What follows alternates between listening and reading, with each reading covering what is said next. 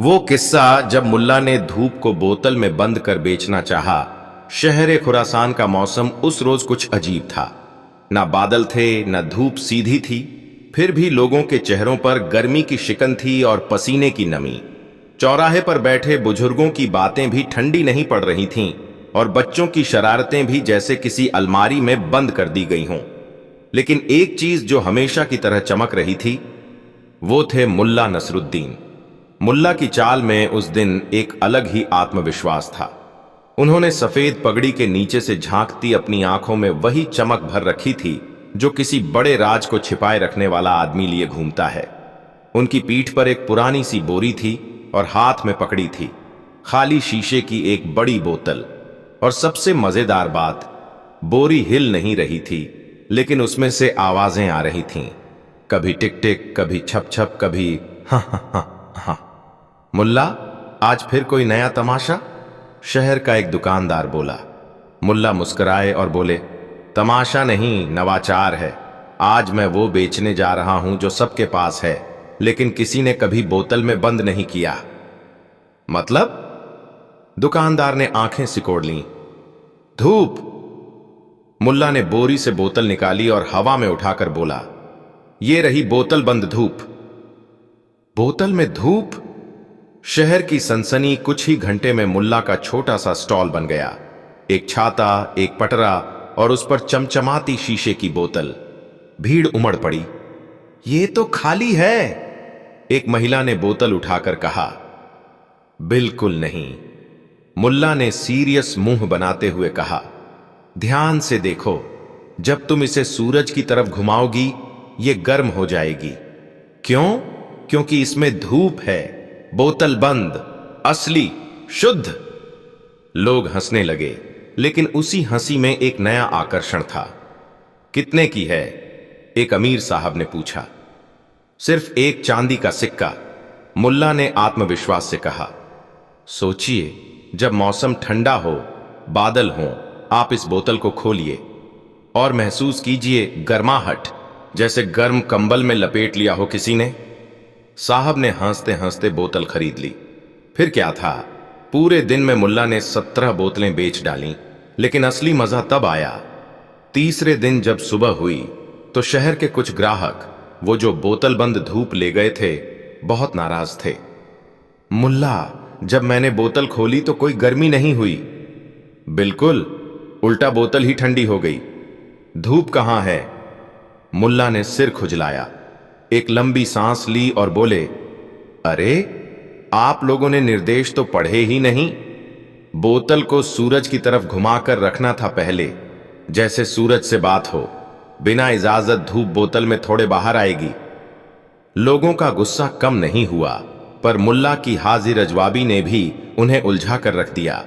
और फिर आया असली ट्विस्ट। चौथे दिन मुल्ला गायब हो गए। उनका स्टॉल खाली, बोतलें नदारद, लेकिन चौराहे पर एक बड़ा सा पोस्टर टंगा था। अब मिलेगा नया संस्करण, बर्फ बोतल में, ठंडी ठंडी शांति गर्मी के दिनों में।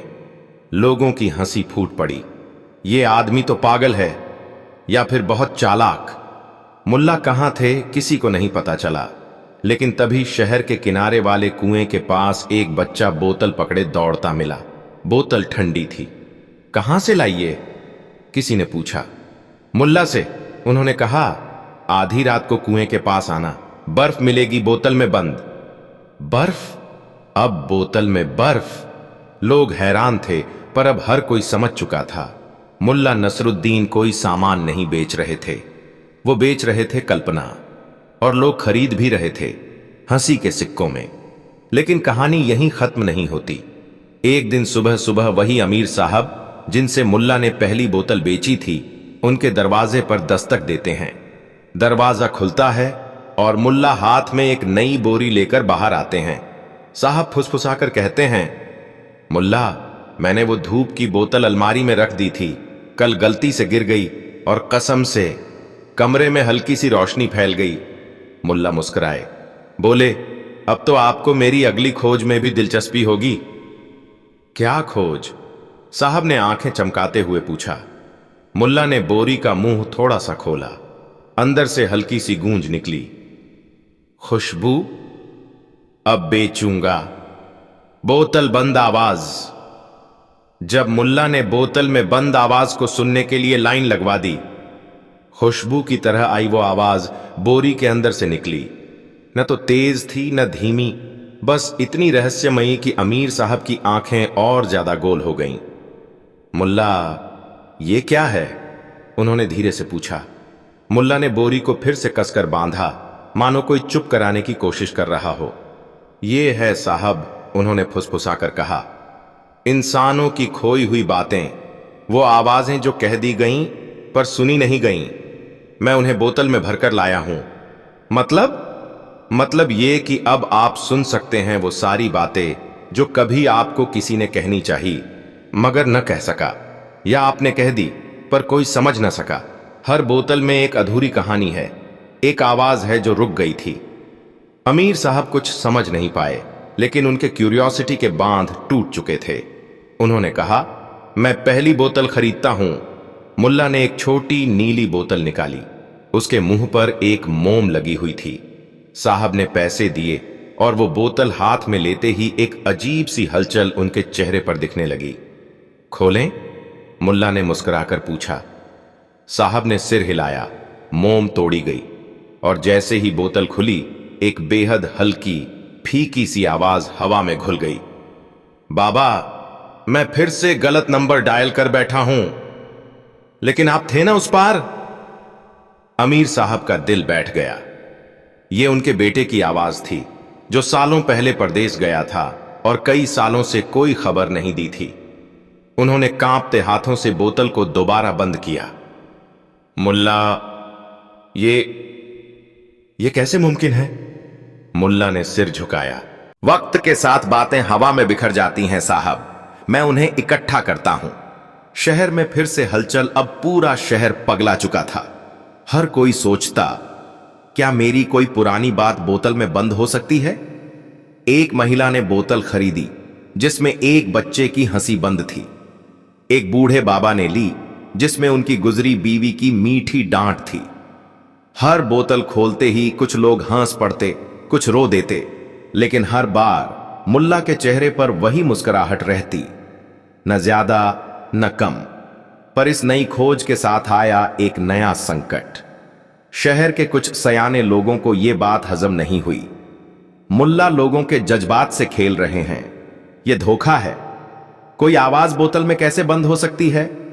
कुछ बुद्धिजीवियों ने फैसला किया, मुल्ला से जवाब मांगा जाए या मांगा जाए। एक सभा बुलाई गई। सारे शहरवासी इकट्ठा हुए। सभा में एक बुजुर्ग उठे। मुल्ला, क्या यह सब सिर्फ तमाशा है या फिर कोई जादू? विज्ञान कहता है आवाज हवा में खो जाती है, आप कैसे उन्हें पकड़कर बोतल में भरते हैं? मुल्ला ने सिर झुकाया, फिर कहा, मैं झूठ नहीं बेचता जनाब, मैं सिर्फ एक बात करता हूं, याद दिलाता हूं। जो आवाज आपने कभी सुनी थी, दिल में रखी थी, दिमाग ने भूला दी, वो कहीं ना कहीं होती है। मेरी बोतल में नहीं, आप ही के अंदर। मैं बस एक बहाना हूं उन्हें दोबारा सुनाने का। सभा में सन्नाटा छा गया और तभी एक बच्चा, जो शायद 7 साल का रहा होगा, अपनी मां के साथ आया। उसके हाथ में थी एक छोटी सी बोतल। मुल्ला चाचा, वो बोला, इसमें जो आवाज है वो मेरी नहीं है, लेकिन सुनकर मुझे वो कहानी याद आई जो दादा रात में सुनाते थे। अब वो नहीं है, लेकिन मुझे लगा जैसे वो मेरे पास वापस आ गए। मुल्ला ने झुककर उसका माथा चूमा। बस यही तो चाहिए था मुझे, कि कोई भूल न जाए। कहानी का सच्चा अंत वो दिन आखिरी दिन था जब मुल्ला ने बोतलें बेचीं। अगली सुबह उनका स्टॉल खाली था। न धूप की बोतलें, न आवाज की बोतलें, सिर्फ एक कागज रखा था जिस पर लिखा था, हर चीज जो बोतल में बंद की जा सकती है, उसका मतलब होता है कि वो किसी ने खो दी थी। अब जब तुमने उन्हें वापस पा लिया है, तो उन्हें आजाद कर दो। लोग उस दिन बहुत देर तक चुप रहे। कुछ ने बोतलें खोलीं, कुछ ने नहीं। लेकिन उस दिन के बाद किसी ने भी अपने पुराने जज्बात को हल्के में नहीं लिया। सीख, भावनाएं, यादें और रिश्ते, इन सब की कोई कीमत नहीं होती। इन्हें बोतल में बंद नहीं किया जा सकता, लेकिन इन्हें महसूस जरूर किया जा सकता है। कभी हंसी में, कभी आंसुओं में और कभी एक साधारण बोतल में भी। मुल्ला ने कुछ नहीं बेचा। उन्होंने बस याद दिलाया कि हर इंसान के अंदर एक बोतल पहले से बंद होती है, बस कोई चाहिए जो उसे खोलना सिखा दे। अगली कहानी, मुल्ला और लाट साहब का आधा सच दंगल। शहर खुरासान की सड़कों पर उस दिन एक अलग ही गहमागहमी थी। बाजार में भीड़ थी, दुकानदारों की जुबानें तेज थीं और हर गली के नुक्कड़ पर एक ही चर्चा थी, लाट साहब आ रहे हैं। अब ये लाट साहब कोई मामूली अफसर नहीं थे। ये थे अंग्रेज सरकार के भेजे हुए निरीक्षक, बड़े ठसके वाले, लंबे कोट और भारी बूट पहनकर चलने वाले और हर बात में इन्वेस्टिगेशन ढूंढने वाले। उनके आने की खबर से ही शहर के कर्मचारी ऐसे चुप हो गए थे जैसे किसी ने मुंह पर टेप चिपका दी हो। लेकिन जिस चीज पर लोगों की नजरें सबसे ज्यादा थीं, वो था शहर का सबसे अनोखा नागरिक, मुल्ला नसरुद्दीन।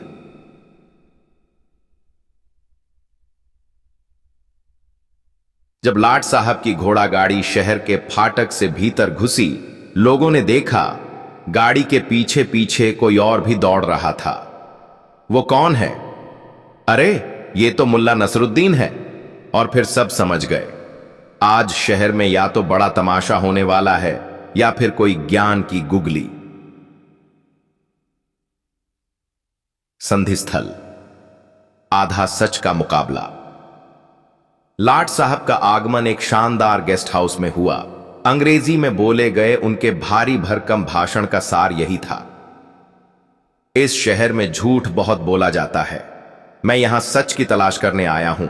जो भी आधा सच बोलेगा उसे सजा मिलेगी। पूरे शहर में खलबली मच गई, लेकिन मुल्ला हंसते रहे। अगले दिन लाट साहब ने ऐलान किया, मैं एक प्रतियोगिता आयोजित कर रहा हूं।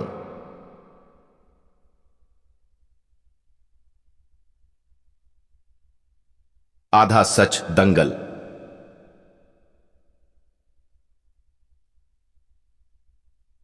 जो भी मुझे ऐसा वाक्य बोलकर दिखाए जो न पूरी तरह झूठ हो न पूरी तरह सच, उसे मैं इनाम दूंगा। लेकिन अगर मैं साबित कर दूं कि वो झूठ है या सिर्फ सच है, तो उसे दंड मिलेगा। पूरे शहर के पंडित, तर्कशास्त्री, गप्पोड़ी, कहानीकार सब आ पहुंचे, लेकिन कोई भी ऐसा वाक्य नहीं बोल पाया जो लाट साहब के दिमाग के चक्रव्यूह से निकल सके। और फिर आया मुल्ला। मुल्ला की पहली चाला, मुल्ला स्टेज पर चढ़े, सर झुकाकर बोले, मेरे पास सिर्फ एक वाक्य है लाट साहब, बोलिए। लाट साहब ने पेन निकाला। मुल्ला बोले, आपके बूट अभी आधे पॉलिश हैं और आधे गंदे।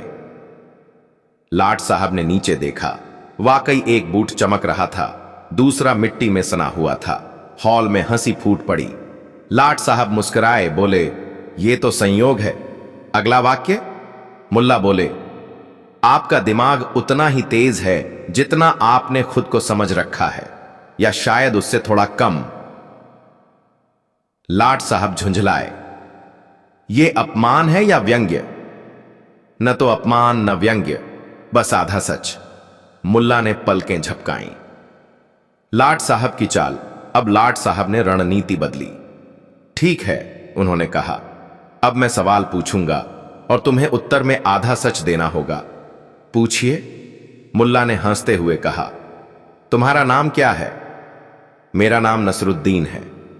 जब तक आप माने कि यही मेरा असली नाम है। लाट साहब का माथा सिकुड़ा। तुम कहां से आए हो? जहां से आने वाला हर कोई लौट कर नहीं आता, पर मैं लौट आया। लाट साहब अब पूरी तरह उलझ चुके थे। क्या तुम मजाक उड़ा रहे हो? अगर आपके चेहरे पर मुस्कान नहीं होती तो शायद मैं ऐसा सोचता। बुद्धि की विस्फोटक परीक्षा। लाट साहब अब गुस्से में थे, लेकिन उनकी अंग्रेजी अकड़ उन्हें रोक रही थी। अब तुम साबित करो कि तुमने जो कुछ कहा है वो आधा सच है। मुल्ला ने कहा, आपका आदेश मानना मेरा कर्तव्य है, जब तक आप ये माने कि आप हमेशा सही होते हैं। अगर आप कभी गलत हुए तो आपका आदेश मानना मूर्खता होगी। अब बताइए, आप सही हैं या मैं मूर्ख? लाट साहब खामोश। शहर के लोग ताली बजा बजाकर उछल पड़े। फंसाने की आखिरी कोशिश। अब लाट साहब ने आदेश दिया, इस आदमी को 3 दिन के लिए गेस्ट हाउस में नजरबंद रखा जाए। मैं तय करूंगा कि इसका अपराध क्या है।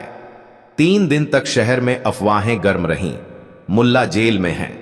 लेकिन चौथे दिन जब लाट साहब ने दरवाजा खोला तो पाया कमरा खाली है।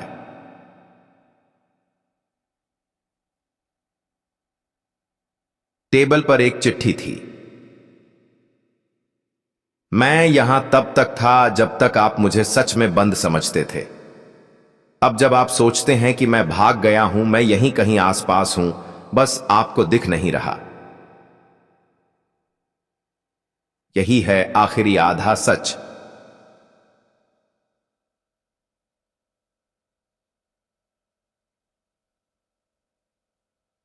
मुल्ला नसरुद्दीन। जब मुल्ला नसरुद्दीन ने खुद को खो दिया और सबको मिल गया। गेस्ट हाउस के बाहर सिपाही और अफसर दौड़ पड़े थे। कमरे की खिड़की अंदर से बंद थी, दरवाजा लॉक था और मुल्ला की कोई परछाई तक नहीं मिल रही थी। लाट साहब खुद हैरान थे। उन्होंने दरवाजे की कुंडी, खिड़की की सांकल और यहां तक कि टेबल के नीचे छिपे गिलास तक को देखा, मानो कहीं मुल्ला सिकुड़ कर बैठ गए हों। उनकी आंखें चिट्ठी पर जाकर टिक गईं। वो एक चुटकी में लिखी बात जैसे हथौड़े की तरह उनके दिमाग पर बज रही थी। अब जब आप सोचते हैं कि मैं भाग गया हूं, मैं यहीं कहीं आसपास हूं, बस आपको दिख नहीं रहा। लाट साहब ने झुंझलाकर चिट्ठी को मोड़ा और जेब में डाल लिया। ये आदमी तो पूरा पागल है, उन्होंने बुदबुदाया। या फिर उन्होंने ठहर कर कहा, सबसे बड़ा चालाक। शहर में मुल्ला की परछाई 3 दिन बाद शहर में एक अजीब नजारा देखने को मिला। कभी लाट साहब की बग्घी के पीछे एक बुढ़िया साये की तरह चलती दिखती, कभी किसी गली के मोड़ पर 2 लोग खड़े होकर चर्चा करते। सुना है मुल्ला बनिया बनकर अब नमक बेच रहे हैं। शहर के हर कोने में अफवाह थी कि मुल्ला कहीं न कहीं हैं, लेकिन कोई ये नहीं जान पाया कि वो कौन था जो मछली वाले के रूप में लाट साहब को ताजी झींगे बेच गया, या कौन था जिसने अंग्रेज अफसरों को चाय पिलाई और कहा, इसमें एक चुटकी आधा सच भी डाला है। लाट साहब को जैसे जुनून हो गया था। उन्होंने ऐलान करवा दिया, जो भी नसरुद्दीन को ढूंढ लाएगा उसे इनाम मिलेगा। लेकिन शहर का हर आदमी उलझन में था। मुल्ला को ढूंढे कैसे जब वो हर किसी में दिखने लगे हों। लाट साहब की खुद की परीक्षा। एक शाम थक हार कर लाट साहब अपनी कुर्सी पर बैठे थे, चाय का प्याला हाथ में लिए। उनके सामने उनका निजी सचिव था, जो पिछले 3 दिनों से हर जगह छानबीन कर चुका था। सर, सचिव ने कहा, लोग अब आपको ही आधा सच मानने लगे हैं। क्या बकवास है ये? लोग कहते हैं आपकी मूछें तो असली हैं, लेकिन आपका गुस्सा नकली। आपकी बातें सख्त हैं पर दिल नरम। आप खुद नहीं जानते कि आप क्या हैं। लोग कह रहे हैं लाट साहब खुद एक आधा सच हैं। लाट साहब की चाय का प्याला कांप गया। अंतिम मुलाकात और फिर एक रात, जब सब सो चुके थे और आकाश में बादल चुपचाप तैर रहे थे, लाट साहब अपने कमरे में किताब पढ़ रहे थे। दरवाजा खटका। कौन? उन्होंने पूछा। कोई जवाब नहीं। उन्होंने उठकर दरवाजा खोला। बाहर कोई नहीं था। सिर्फ जमीन पर एक कटोरी में गरम खीर रखी थी, साथ में एक चिट्ठी। उन्होंने उठाई। इसी ते आपने आधा सच मांगा था साहब। यह खीर मीठी भी है और जलती भी है, जैसे आपका अनुभव इस शहर में। और मैं यही हूं, कभी किसी के शब्दों में, कभी किसी की मुस्कुराहट में, और कभी कभी खुद आपकी उलझन में। नसरुद्दीन।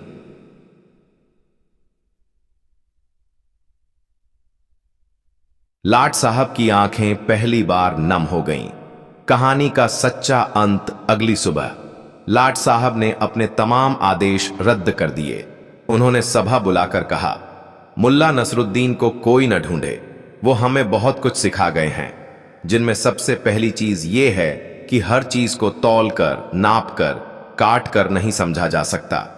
कभी कभी जो अधूरा है वही सबसे ज्यादा पूरा होता है। शहर में उत्सव सा माहौल बन गया। मुल्ला को किसी ने फिर सीधे तौर पर नहीं देखा, लेकिन उनकी बातें, उनके तंज और उनका आधा सच सबकी बातचीत का हिस्सा बन गए। सच और झूठ के बीच सबसे दिलचस्प जगह होती है आधा सच। वही जगह है जहां समझदारी, चतुराई और असली ज्ञान पलता है। और वही जगह है जहां नसरुद्दीन अब भी रहता है, हर किसी की हंसी और उलझन के बीच।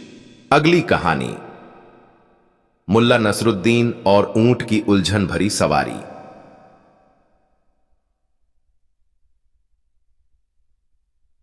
शहर ए खुरासान की दोपहरें वैसे तो हमेशा अलसाई रहती थीं, लेकिन जिस दिन मुल्ला नसरुद्दीन ने ऐलान किया कि वो अपना गधा छोड़कर अब ऊंट पर चलेंगे, पूरा शहर चौंक गया। ऊंट? चाय वाले सलीम ने पूछा। हां जी, मुल्ला ने छाती फुलाकर कहा। अब वक्त आ गया है कि मेरी सोच मेरी सवारी से बड़ी ना हो। और गधा, वो अब सिर्फ आराम करेगा। गधा आराम करेगा और तुम ऊंट पर जाओगे? नाई हसन ने आंखें तरेरी। हां, मुल्ला ने गंभीरता से जवाब दिया। हर महान आदमी के जीवन में एक ऊंट आता है, और मेरे जीवन में यह ऊंट आया है खुद चलकर। अब हुआ यूं कि हकीकत में यह ऊंट आया कहां से, यह तो खुद मुल्ला भी ठीक से नहीं जानते थे। दरअसल पिछले हफ्ते वह शहर के बाहर जंगल में किसी फकीर से उलझ पड़े थे, जो कहता था कि हर इंसान को अपनी ऊंचाई पहचाननी चाहिए। तेरी ऊंचाई क्या है? फकीर ने पूछा था। कम से कम इतनी तो है कि मैं किसी ऊंट पर बैठकर दुनिया को देख सकूं, मुल्ला ने तपाक से जवाब दिया था। उसके अगले दिन शहर के बाहर एक ऊंट बंधा मिला, और उसके ऊपर एक पर्चा टंगा था जिसका आत्मविश्वास ऊंचाई से ऊंचा हो, वही इस ऊंट का हकदार है। बस वही हुआ था जिसके बारे में अब शहर बातें कर रहा था। ऊंट की पहली सवारी। मुल्ला ने ऊंट को नाम दिया तबर्रुक, क्योंकि उनका मानना था कि यह ऊंट खुदा की तरफ से एक बरकत है। अब जब उन्होंने पहली बार तबर्रुक पर चढ़ने की कोशिश की तो पूरा बाजार इकट्ठा हो गया। भाई कमर कस लो, मुल्ला उड़ने वाले हैं, एक नौजवान चिल्लाया। कहीं ऊंट ही ना उड़ जाए, दूसरे ने ठहाका लगाया। मुल्ला ने एक हाथ से ऊंट की कूप पकड़ी, दूसरे से अपनी पगड़ी, और बोझिल आवाज में बोले, देखो, मैं पहली बार ऊंट पर चढ़ रहा हूं, लेकिन यह भी पहली बार है जब यह ऊंट मेरे जैसे महान व्यक्ति को ढोने जा रहा है। दोनों ही एक दूसरे के लिए नवजात अनुभव हैं। ऊंट को कुछ समझ नहीं आया। उसने गर्दन घुमाई और मुल्ला के गमछे को चबाने लगा। इधर मुल्ला ने जैसे तैसे खुद को ऊंट की पीठ पर समेटा और आदेश दिया, चल तबर्रुक, दिखा दुनिया को हमारी रफ्तार। ऊंट ने गर्दन उठाई, हिचकी ली और बैठ गया। मुल्ला अब बैठे ऊंट की पीठ पर थे, लेकिन मुद्रा वही महाराजा जैसी थी। कमाल है, मुल्ला बोले, बिना चले ही ऊंचाई महसूस हो रही है। शहर के भ्रमण की अजीब शुरुआत। किसी तरह ऊंट उठा। वो चला, लेकिन किसी सीधी रेखा में नहीं। वो कभी बाएं मुड़ा, कभी दाएं, और कई बार तो सीधा सीधा दुकान के शटर पर टक्कर मार दी। ओए मुल्ला, इसे कोई ट्रेनिंग नहीं दी क्या? अरे मैं खुद ट्रेनिंग में हूं, मुल्ला ने कहा। यह ऊंट मुझे जीवन का नया पाठ पढ़ा रहा है। कभी भी सीधे मत चलो, वरना लोग समझ जाएंगे तुम कहां जा रहे हो।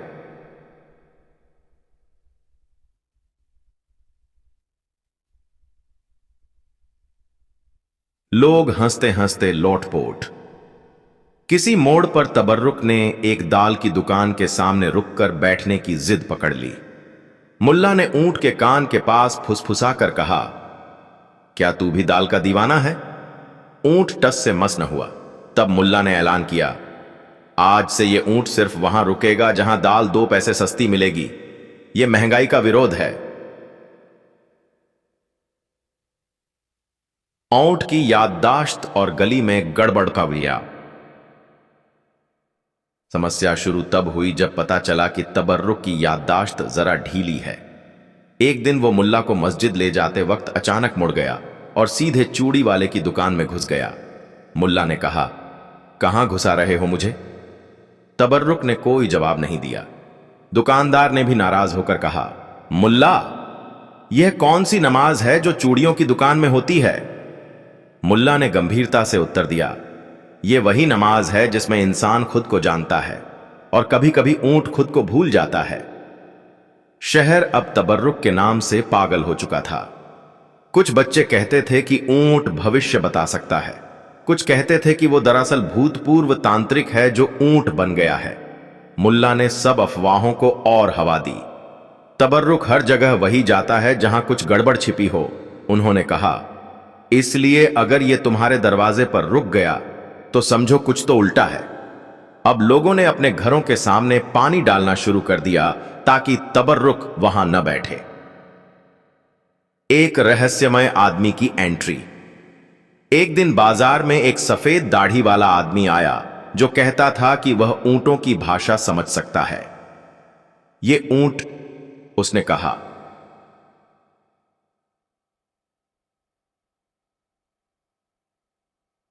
किसी विशेष मिशन पर है। किसका मिशन? मुल्ला ने पूछा। स्वयं ब्रह्मांड का। ओह, मुल्ला ने पगड़ी संभाली।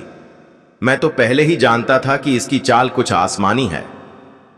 उस आदमी ने ऊंट के आगे एक पान का पत्ता रखा। तबर्रुक ने उसे सूंघा, चबाया और पगड़ी वाले आदमी की ओर पीठ कर दी। मतलब क्या हुआ? किसी ने पूछा। मतलब साफ है, मुल्ला बोले। ये आदमी झूठा है। तबर्रुक उसे पीठ दिखा चुका है और तबर्रुक कभी किसी सच्चे को पीठ नहीं दिखाता। वो आदमी चुपचाप लौट गया और उसके बाद से तबर्रुक की प्रतिष्ठा और भी बढ़ गई। सवारी से सेवा तक। धीरे धीरे मुल्ला ने तबर्रुक का उपयोग परिवहन के अलावा अन्य चीजों में करना शुरू किया। कभी वो ऊंट की पीठ पर सैलून खोल देते। बिना कुर्सी के बाल काटिए, ऊंट की पीठ पर बैठिए। कभी ऊंट को चलती लाइब्रेरी बना देते। पुस्तकें ऊंट की कूप पर, ज्ञान आपके सिर पर। और एक दिन उन्होंने ऊंट को चलता न्यायालय बना दिया। तबर्रुक के पास आइए और एक बात पूछिए। अगर ऊंट बाएं घूमा तो हां, दाएं घूमा तो ना। शहर ने इसे स्वीकार भी कर लिया। रहस्यमय अंत की शुरुआत। सब कुछ ठीक चल रहा था जब एक दिन तबर्रुक अचानक गायब हो गया। सुबह जब मुल्ला घर से निकले तो पाया कि ऊंट की रस्सी खाली थी। पूरा शहर स्तब्ध। क्या वो किसी ऊंटों के ग्रह पर चला गया?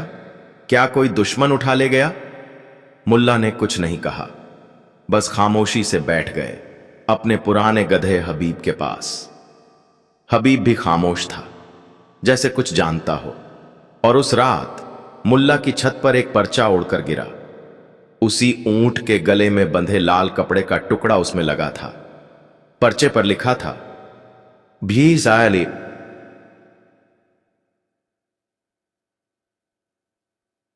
ऊंचाई को पहचानना एक बात है, लेकिन जमीन से जुड़ा रहना वही असली कमाल है। मैं लौटूंगा जब तुम्हें मेरी जरूरत नहीं होगी। तबर्रुक। अगले भाग में पढ़ें। जब तबर्रुक लौटा मगर मुल्ला उसे पहचान नहीं पाए। तबर्रुक के जाने के बाद पूरे शहर में जैसे कोई रंग फीका पड़ गया था। मुल्ला नसरुद्दीन, जो कभी ऊंट की पीठ पर सवारी करते हुए ऊंची आवाज में जीवन की उलझनों का हल सुनाते थे, अब अपने पुराने गधे हबीब की पीठ पर चुपचाप बैठकर चाय की दुकान पर ताश खेलते दिखाई देने लगे। कुछ पता चला तबर्रुक का? सलीम चाय वाले ने पूछा। मुल्ला ने लंबी सांस ली। जब किसी को जरूरत न रहे तब वो चीज लौटती है, और तबर्रुक ने यही लिखा था। इसलिए अब मैं उसकी जरूरत नहीं बनने की कोशिश कर रहा हूं। हबीब ने अपनी मटमैली आंखों से एक गहरी नजर डाली, मानो पूछ रहा हो,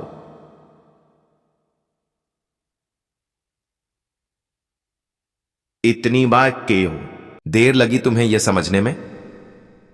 वापसी की एक अजीब शुरुआत। कई महीने बीत गए। शहर में अब ऊंट की बातें केवल पुरानी कहानियों में थीं। बच्चे जब कोई ऊटपटांग हरकत करते तो बुजुर्ग कहते, लगता है तबर्रुक का असर बचा है। और एक दिन एक नई अफवाह उठी। शहर के बाहर वाले टीले पर एक ऊंट बैठा है, बिल्कुल चुप, आंखें बंद और कूप पर किताब रखी हुई है। कुछ लोगों ने जाकर देखा भी। ऊंट वहीं था।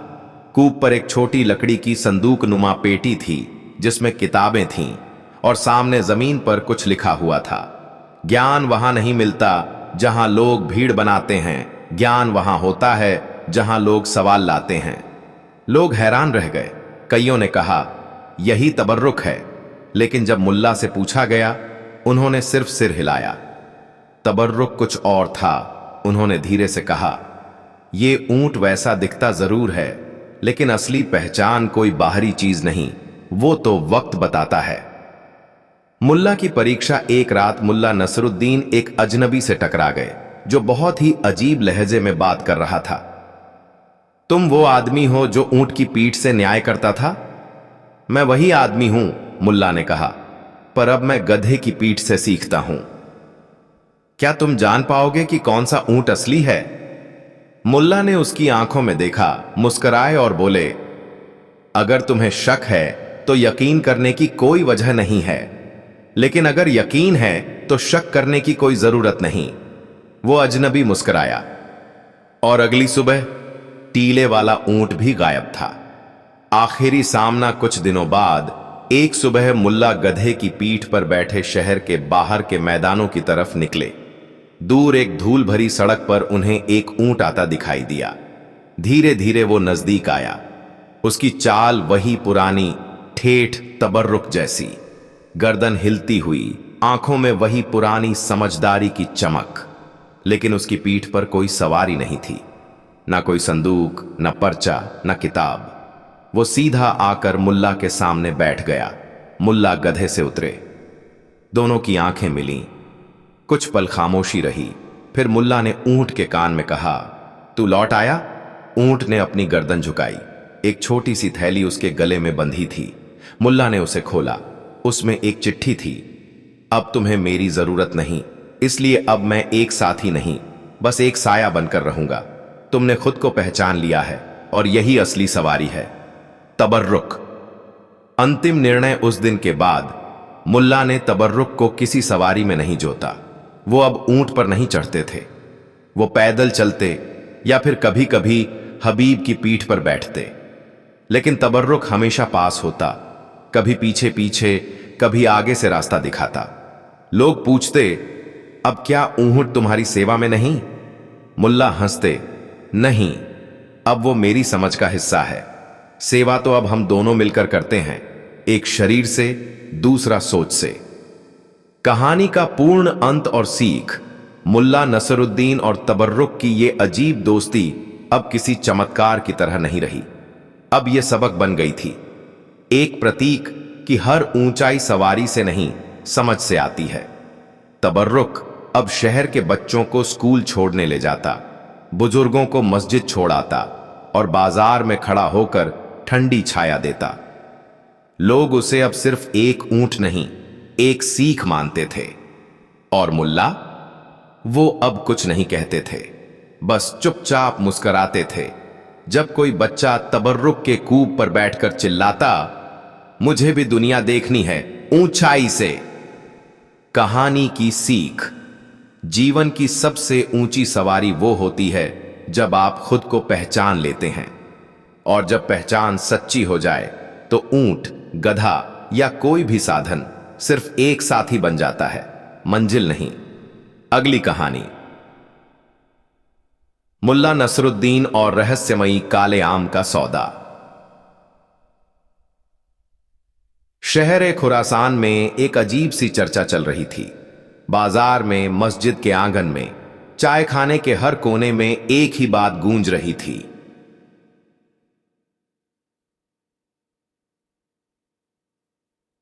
मुल्ला नसरुद्दीन ने किसी काले आम का सौदा किया है।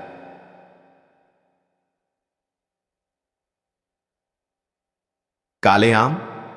जी हां, ऐसा आम जो बाहर से बिल्कुल कोयले जैसा दिखता था, लेकिन कहते हैं उसका स्वाद ऐसा था कि जीभ के साथ आत्मा भी तृप्त हो जाती।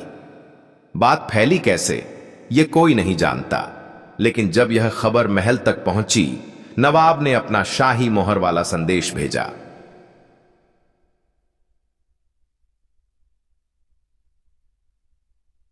मुल्ला को आम सहित पेश किया जाए।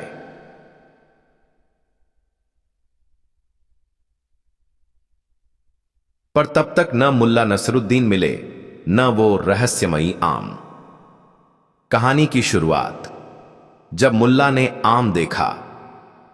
एक दोपहर मुल्ला अपने गधे हबीब के साथ शहर के बाहर किसी गुप्त राह पर टहले जा रहे थे।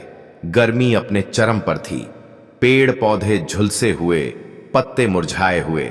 हबीब भी मुंह लटकाए चल रहा था। तभी एक पथरीली चट्टान के पीछे से एक तेज चमक नजर आई। ओह, सूरज भी अब पत्थरों से टकरा रहा है, मुल्ला बुदबुदाए।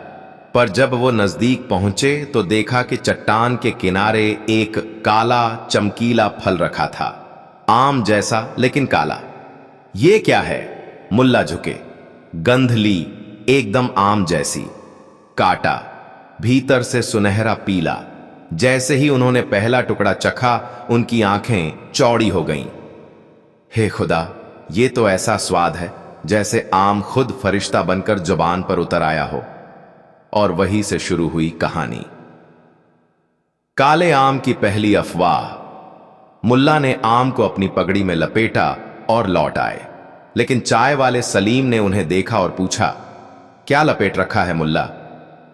एक रहस्य, उन्होंने आंख मारते हुए कहा। रहस्य खाने के काम आता है क्या? जब वो आम हो तो हां, मुल्ला बोले। बस इतना कहना था कि बात पंख लगाकर उड़ गई।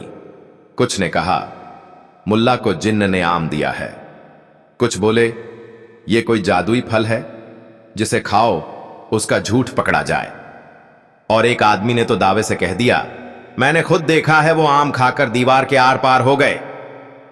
बाजार में अफरात फरी। 3 दिन के अंदर बाजार में नकली काले आम बिकने लगे। ये रहा जादुई आम, खाओ और हुकूमत तक पहुंचो। और बातें, बीमारी का इलाज सिर्फ 5 दीनार।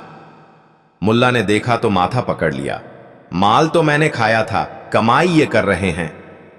उन्होंने सीधे चौराहे पर जाकर घोषणा की, सुनो ओ लोगों, असली काला आम केवल एक है और वह मेरे पास है, बाकी सब नकली हैं। जिसने खरीदा समझो मूर्खता का स्वाद चखा। भीड़ 2 हिस्सों में बांट गई, एक जो मुल्ला के आम को चमत्कारी मानती थी और एक जो कहती थी कि यह सब चाल है।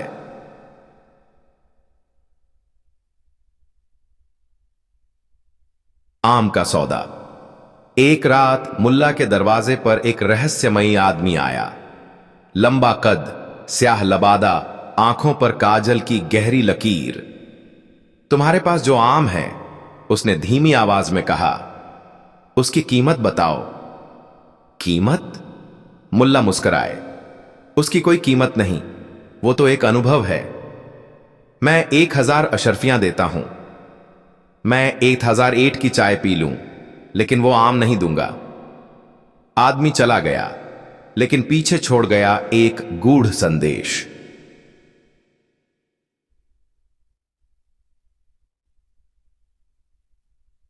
वो आम तुझसे भी बड़ा राज है नसरुद्दीन, उसे संभाल। खजांची और नवाब की चाल। दूसरे दिन नवाब ने मुल्ला को बुलाया। कहते हैं तुम्हारे पास कोई रहस्यमयी आम है। कहते तो बहुत कुछ हैं हुजूर, कभी मुझे फकीर कभी शैतान कहते हैं, अब आम वाला भी कह रहे हैं। हमें वो आम चाहिए हुजूर, मैं दे दूंगा अगर आप उसका मूल्य बता दें। नवाब चौंक पड़ा। मूल्य?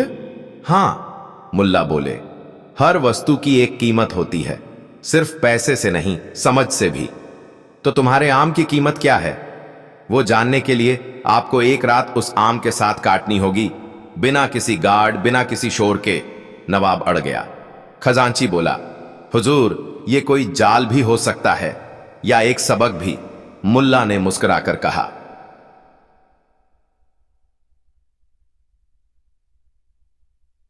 रहस्यमयी रात। रात को आम एक थाल में नवाब को सौंपा गया। कमरे में केवल एक दिया जल रहा था और सामने वही काला आम। नवाब ने उसे देखा, सूंघा, हाथ में उठाया। तभी उसे लगा जैसे कमरे की दीवारें धीरे धीरे खिसकने लगी हैं। दिया बुझ गया और आम हल्का हल्का चमकने लगा। नवाब की आंखों के सामने दृश्य बदलने लगे। बचपन, लड़ाई, लालच, अपराध, गद्दी। और फिर उसने सुना एक आवाज, वही जो केवल आत्मा में गूंजती है।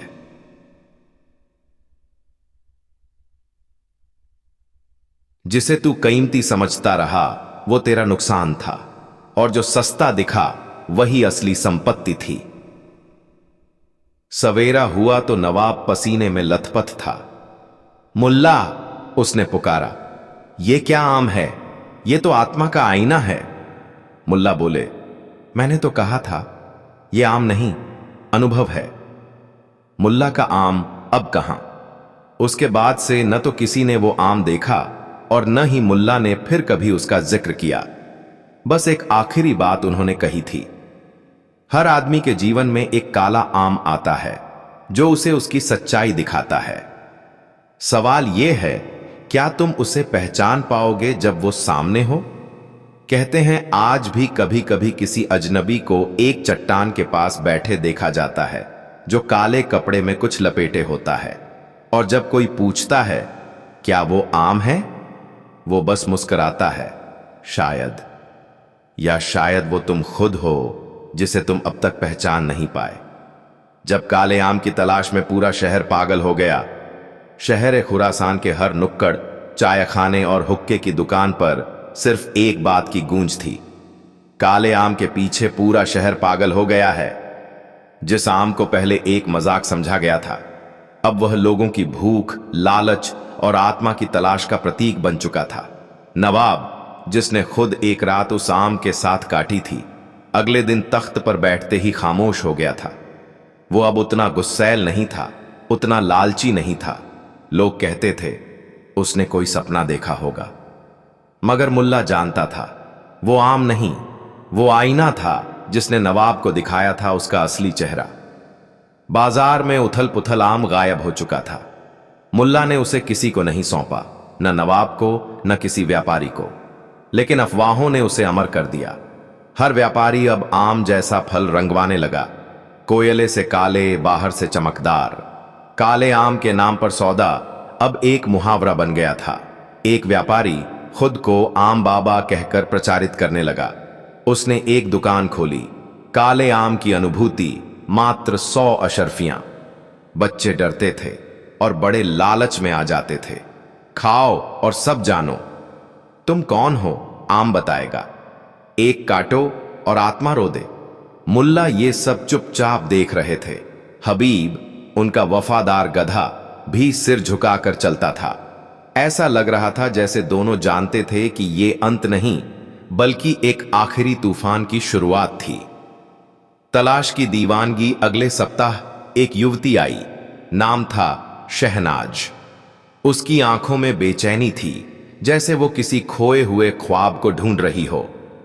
मुल्ला, वो बोली, मैंने सुना है उस आम को जिसने चखा उसे सच्चाई दिखती है।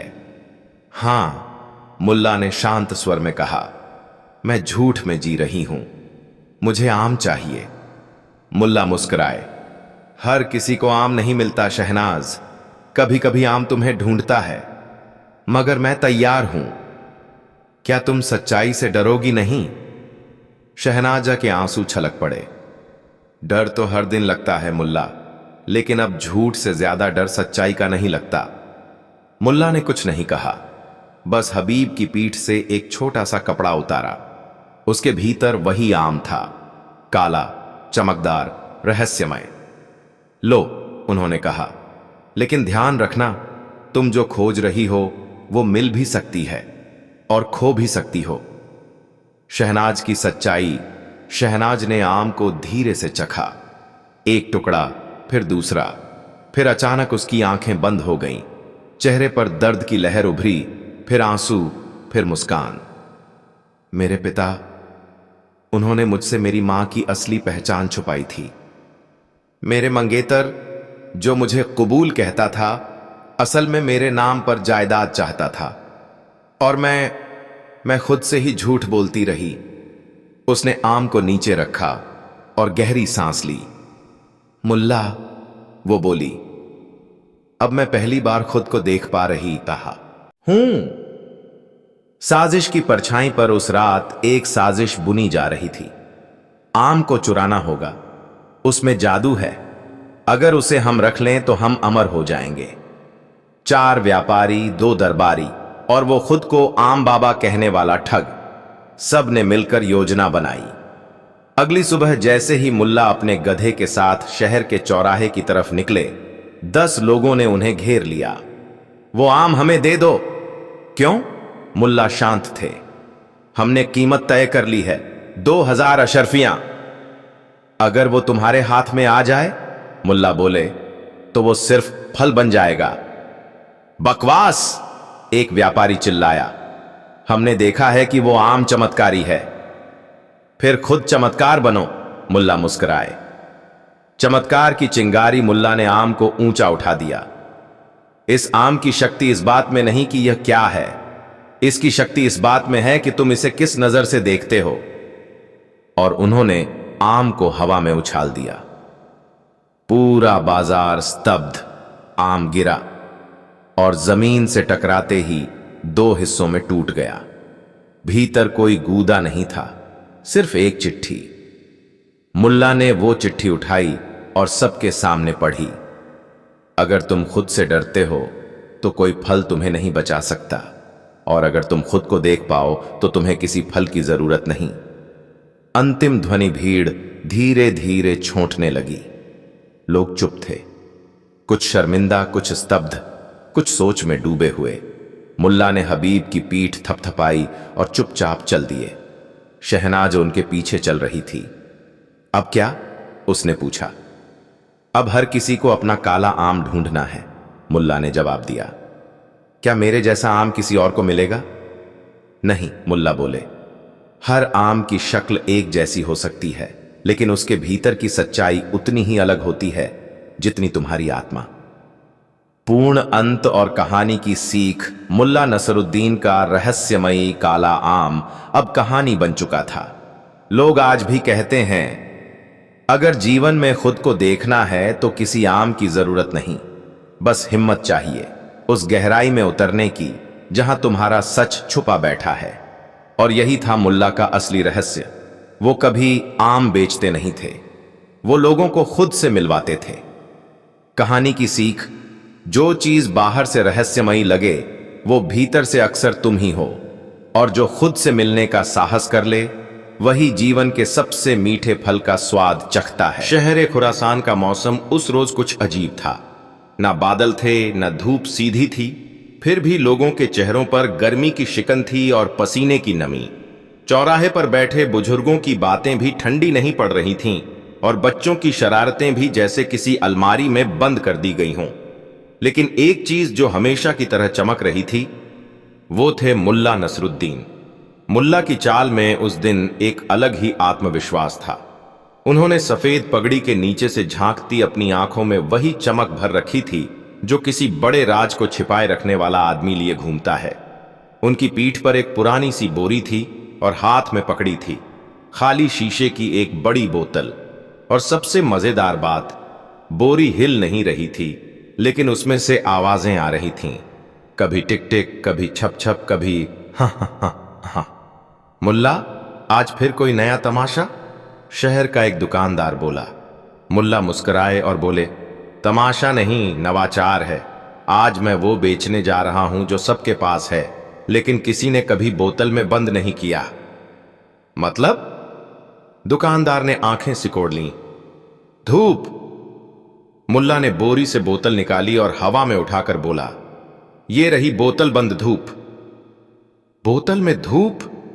शहर की सनसनी कुछ ही घंटे में मुल्ला का छोटा सा स्टॉल बन गया। एक छाता, एक पटरा और उस पर चमचमाती शीशे की बोतल। भीड़ उमड़ पड़ी। ये तो खाली है, एक महिला ने बोतल उठाकर कहा। बिल्कुल नहीं, मुल्ला ने सीरियस मुंह बनाते हुए कहा। ध्यान से देखो, जब तुम इसे सूरज की तरफ घुमाओगी ये गर्म हो जाएगी। क्यों? क्योंकि इसमें धूप है। बोतल बंद, असली, शुद्ध। लोग हंसने लगे, लेकिन उसी हंसी में एक नया आकर्षण था। कितने की है? एक अमीर साहब ने पूछा। सिर्फ एक चांदी का सिक्का, मुल्ला ने आत्मविश्वास से कहा। सोचिए, जब मौसम ठंडा हो, बादल हो, आप इस बोतल को खोलिए और महसूस कीजिए गर्माहट, जैसे गर्म कंबल में लपेट लिया हो किसी ने।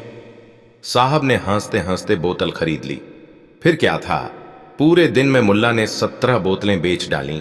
लेकिन असली मजा तब आया।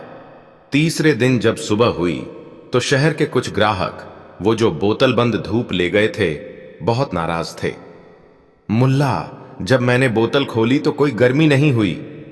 बिल्कुल, उल्टा बोतल ही ठंडी हो गई। धूप कहां है? मुल्ला ने सिर खुजलाया, एक लंबी सांस ली और बोले, अरे, आप लोगों ने निर्देश तो पढ़े ही नहीं। बोतल को सूरज की तरफ घुमाकर रखना था पहले, जैसे सूरज से बात हो। बिना इजाजत धूप बोतल में थोड़े बाहर आएगी। लोगों का गुस्सा कम नहीं हुआ, पर मुल्ला की हाजिर अजवाबी ने भी उन्हें उलझा कर रख दिया। और फिर आया असली ट्विस्ट। चौथे दिन मुल्ला गायब हो गए। उनका स्टॉल खाली, बोतलें नदारद, लेकिन चौराहे पर एक बड़ा सा पोस्टर टंगा था।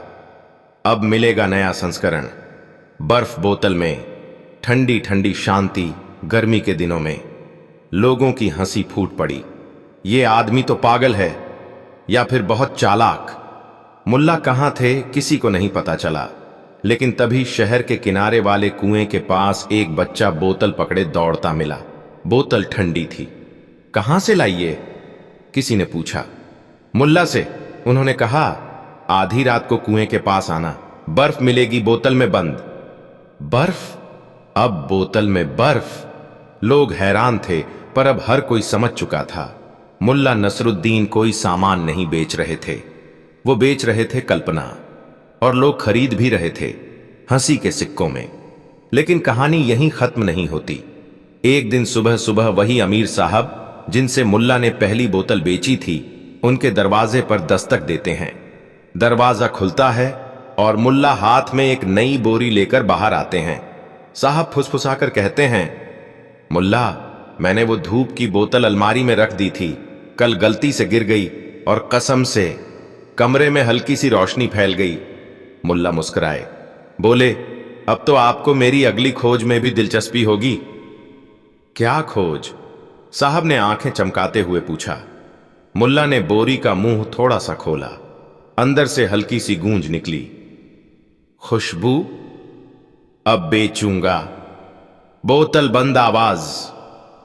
जब मुल्ला ने बोतल में बंद आवाज को सुनने के लिए लाइन लगवा दी, खुशबू की तरह आई वो आवाज बोरी के अंदर से निकली। न तो तेज थी न धीमी, बस इतनी रहस्यमयी कि अमीर साहब की आंखें और ज्यादा गोल हो गईं। मुल्ला, ये क्या है? उन्होंने धीरे से पूछा। मुल्ला ने बोरी को फिर से कसकर बांधा, मानो कोई चुप कराने की कोशिश कर रहा हो। ये है साहब, उन्होंने फुसफुसाकर कहा, इंसानों की खोई हुई बातें, वो आवाजें जो कह दी गईं पर सुनी नहीं गईं। मैं उन्हें बोतल में भरकर लाया हूं। मतलब ये कि अब आप सुन सकते हैं वो सारी बातें जो कभी आपको किसी ने कहनी चाहिए मगर न कह सका, या आपने कह दी पर कोई समझ न सका। हर बोतल में एक अधूरी कहानी है, एक आवाज है जो रुक गई थी। अमीर साहब कुछ समझ नहीं पाए, लेकिन उनके क्यूरियोसिटी के बांध टूट चुके थे। उन्होंने कहा, मैं पहली बोतल खरीदता हूं। मुल्ला ने एक छोटी नीली बोतल निकाली। उसके मुंह पर एक मोम लगी हुई थी। साहब ने पैसे दिए और वो बोतल हाथ में लेते ही एक अजीब सी हलचल उनके चेहरे पर दिखने लगी। खोलें? मुल्ला ने मुस्कुराकर पूछा। साहब ने सिर हिलाया। मोम तोड़ी गई और जैसे ही बोतल खुली, एक बेहद हल्की फीकी सी आवाज हवा में घुल गई। बाबा, मैं फिर से गलत नंबर डायल कर बैठा हूं, लेकिन आप थे ना उस पार। अमीर साहब का दिल बैठ गया। यह उनके बेटे की आवाज थी, जो सालों पहले परदेश गया था और कई सालों से कोई खबर नहीं दी थी। उन्होंने कांपते हाथों से बोतल को दोबारा बंद किया। मुल्ला, ये कैसे मुमकिन है? मुल्ला ने सिर झुकाया। वक्त के साथ बातें हवा में बिखर जाती हैं साहब, मैं उन्हें इकट्ठा करता हूं। शहर में फिर से हलचल। अब पूरा शहर पगला चुका था। हर कोई सोचता, क्या मेरी कोई पुरानी बात बोतल में बंद हो सकती है? एक महिला ने बोतल खरीदी जिसमें एक बच्चे की हंसी बंद थी। एक बूढ़े बाबा ने ली जिसमें उनकी गुजरी बीवी की मीठी डांट थी। हर बोतल खोलते ही कुछ लोग हंस पड़ते, कुछ रो देते, लेकिन हर बार मुल्ला के चेहरे पर वही मुस्कुराहट रहती, न ज्यादा न कम। पर इस नई खोज के साथ आया एक नया संकट। शहर के कुछ सयाने लोगों को यह बात हजम नहीं हुई। मुल्ला लोगों के जज्बात से खेल रहे हैं, यह धोखा है। कोई आवाज बोतल में कैसे बंद हो सकती है? कुछ बुद्धिजीवियों ने फैसला किया, मुल्ला से जवाब मांगा जाए या मांगा जाए। एक सभा बुलाई गई, सारे शहरवासी इकट्ठा हुए। सभा में एक बुजुर्ग उठे। मुल्ला, क्या यह सब सिर्फ तमाशा है या फिर कोई जादू? विज्ञान कहता है आवाज हवा में खो जाती है, आप कैसे उन्हें पकड़कर बोतल में भरते हैं? मुल्ला ने सिर झुकाया, फिर कहा, मैं झूठ नहीं बेचता जनाब, मैं सिर्फ एक बात करता हूं, याद दिलाता हूं।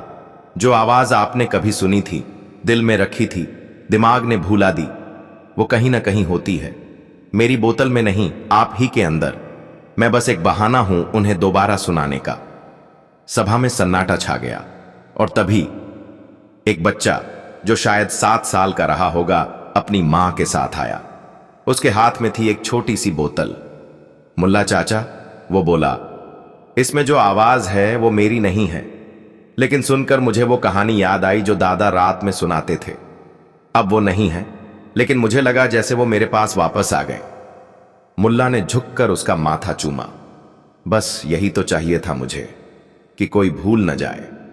कहानी का सच्चा अंत वो दिन आखिरी दिन था जब मुल्ला ने बोतलें बेचीं। अगली सुबह उनका स्टॉल खाली था। न धूप की बोतलें, न आवाज की बोतलें, सिर्फ एक कागज रखा था जिस पर लिखा था, हर चीज जो बोतल में बंद की जा सकती है, उसका मतलब होता है कि वो किसी ने खो दी थी। अब जब तुमने उन्हें वापस पा लिया है, तो उन्हें आजाद कर दो। लोग उस दिन बहुत देर तक चुप रहे। कुछ ने बोतलें खोली, कुछ ने नहीं। लेकिन उस दिन के बाद किसी ने भी अपने पुराने जज्बात को हल्के में नहीं लिया। सीख, भावनाएं, यादें और रिश्ते, इन सब की कोई कीमत नहीं होती। इन्हें बोतल में बंद नहीं किया जा सकता, लेकिन इन्हें महसूस जरूर किया जा सकता है। कभी हंसी में, कभी आंसुओं में, और कभी एक साधारण बोतल में भी। मुल्ला ने कुछ नहीं बेचा।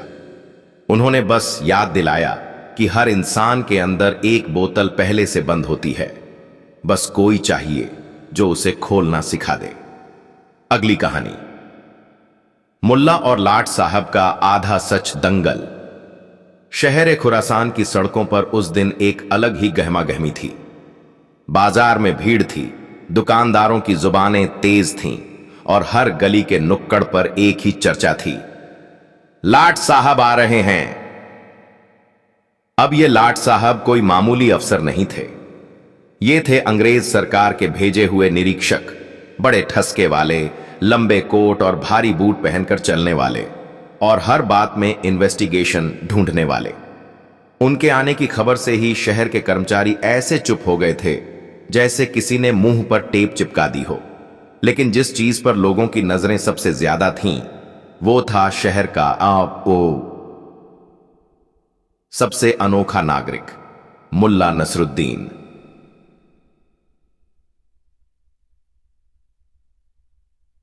जब लाट साहब की घोड़ा गाड़ी शहर के फाटक से भीतर घुसी, लोगों ने देखा गाड़ी के पीछे पीछे कोई और भी दौड़ रहा था। वो कौन है? अरे, ये तो मुल्ला नसरुद्दीन है। और फिर सब समझ गए। आज शहर में या तो बड़ा तमाशा होने वाला है या फिर कोई ज्ञान की गुगली। संधिस्थल, आधा सच का मुकाबला। लाट साहब का आगमन एक शानदार गेस्ट हाउस में हुआ। अंग्रेजी में बोले गए उनके भारी भरकम भाषण का सार यही था, इस शहर में झूठ बहुत बोला जाता है, मैं यहां सच की तलाश करने आया हूं। जो भी आधा सच बोलेगा उसे सजा मिलेगी। पूरे शहर में खलबली मच गई, लेकिन मुल्ला हंसते रहे। अगले दिन लाट साहब ने ऐलान किया, मैं एक प्रतियोगिता आयोजित कर रहा हूं।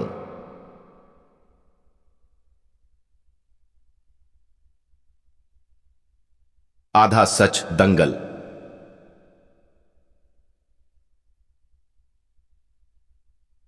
जो भी मुझे ऐसा वाक्य बोलकर दिखाए जो न पूरी तरह झूठ हो न पूरी तरह सच, उसे मैं इनाम दूंगा।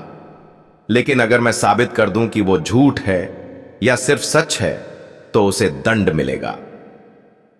पूरे शहर के पंडित, तर्कशास्त्री, गपोड़ी, कहानीकार सब आ पहुंचे, लेकिन कोई भी ऐसा वाक्य नहीं बोल पाया जो लाट साहब के दिमाग के चक्रव्यूह से निकल सके। और फिर आया मुल्ला। मुल्ला की पहली चाल। मुल्ला स्टेज पर चढ़े, सर झुकाकर बोले, मेरे पास सिर्फ एक वाक्य है लाट साहब, बोलिए। लाट साहब ने पेन निकाला। मुल्ला बोले, आपके बूट अभी आधे पॉलिश हैं और आधे गंदे। लाट साहब ने नीचे देखा, वाकई एक बूट चमक रहा था, दूसरा मिट्टी में सना हुआ था। हॉल में हंसी फूट पड़ी। लाट साहब मुस्कुराए, बोले, यह तो संयोग है। अगला वाक्य। मुल्ला बोले, आपका दिमाग उतना ही तेज है जितना आपने खुद को समझ रखा है, या शायद उससे थोड़ा कम। लाट साहब झुंझलाए, यह अपमान है या व्यंग्य? न तो अपमान न व्यंग्य, बस आधा सच। मुल्ला ने पलकें झपकाई। लाट साहब की चाल। अब लाट साहब ने रणनीति बदली। ठीक है, उन्होंने कहा, अब मैं सवाल पूछूंगा और तुम्हें उत्तर में आधा सच देना होगा। पूछिए। मुल्ला ने हंसते हुए कहा, तुम्हारा नाम क्या है? मेरा नाम नसरुद्दीन है। जब तक आप माने कि यही मेरा असली नाम है। लाट साहब का माथा सिकुड़ा। तुम कहां से आए हो? जहां से आने वाला हर कोई लौट कर नहीं आता, पर मैं लौट आया। लाट साहब अब पूरी तरह उलझ चुके थे। क्या तुम मजाक उड़ा रहे हो? अगर आपके चेहरे पर मुस्कान नहीं होती तो शायद मैं ऐसा सोचता। बुद्धि की विस्फोटक परीक्षा। लाट साहब अब गुस्से में थे, लेकिन उनकी अंग्रेजी अकड़ उन्हें रोक रही थी। अब तुम साबित करो कि तुमने जो कुछ कहा है वो आधा सच है। मुल्ला ने कहा, आपका आदेश मानना मेरा कर्तव्य है, जब तक आप ये माने कि आप हमेशा सही होते हैं। अगर आप कभी गलत हुए तो आपका आदेश मानना मूर्खता होगी। अब बताइए, आप सही हैं या मैं मूर्ख? लाट साहब खामोश। शहर के लोग ताली बजा बजाकर उछल पड़े। फंसाने की आखिरी कोशिश। अब लाट साहब ने आदेश दिया, इस आदमी को 3 दिन के लिए गेस्ट हाउस में नजरबंद रखा जाए। मैं तय करूंगा कि इसका अपराध क्या है। 3 दिन तक शहर में अफवाहें गर्म रहीं। मुल्ला जेल में है। लेकिन चौथे दिन जब लाट साहब ने दरवाजा खोला तो पाया कमरा खाली है।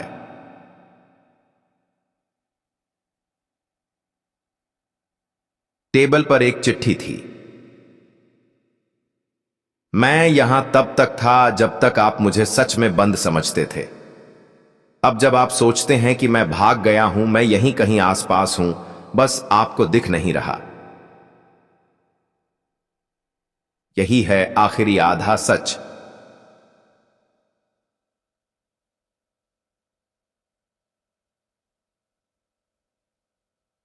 मुल्ला नसरुद्दीन। जब मुल्ला नसरुद्दीन ने खुद को खो दिया और सबको मिल गया। गेस्ट हाउस के बाहर सिपाही और अफसर दौड़ पड़े थे। कमरे की खिड़की अंदर से बंद थी, दरवाजा लॉक था और मुल्ला की कोई परछाई तक नहीं मिल रही थी। लाट साहब खुद हैरान थे।